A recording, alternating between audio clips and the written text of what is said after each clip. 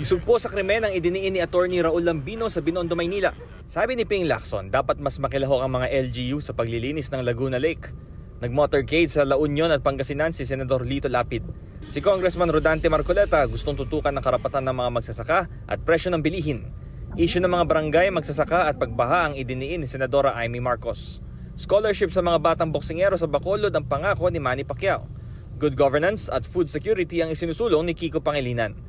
Naistuldukan ni Ariel Carubin ang kahirapan at korupsyon. Isa sa batas raw ni Tito Soto ang pagkakaroon ng 14th month pay. Balanse sa negosyo, kalikasan at ugnayan ng national at local governments ang mahalaga kay Senator Francis Tolentino. Pagtutok sa agrikultura ang pangako ni Congresswoman Camille Villar sa Lanao del Norte at Zambales. Dagdag pondo ng libreng kolehiyo at pagpapatayo ng infrastruktura ang tututukan ni Bam Aquino. Libreng maintenance medicine sa mga senior ang isa sa prioridad ni Mayor Abby Binay. Abot kayang pabahay at kabuhayan ng kababaihan ang itutulak ni Representative Arlene Brosas.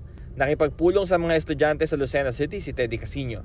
Community empowerment ang isa sa mga binigyang diin ni Senator Pia Cayetano. Dagdag pondo sa judiciary ang nais ni Attorney Angelo de Alban. Paglapit ng government at medical services sa mga Pilipino ang isinusulong ni Senator Bongo. Sa Gumaca, Quezon, suporta sa mga magsasaka ang ipinangako ni Modi Floranda at Danilo Ramos. Patuloy namin sinusundan ang kampanya ng mga tumatakbong senador sa eleksyon 2025. Ito ang unang balita, Bam Alegre, para sa GMA Integrated News. Igan, mauna ka sa mga balita, mag-subscribe na sa GMA Integrated News sa YouTube para sa iba't ibang ulat sa ating bansa.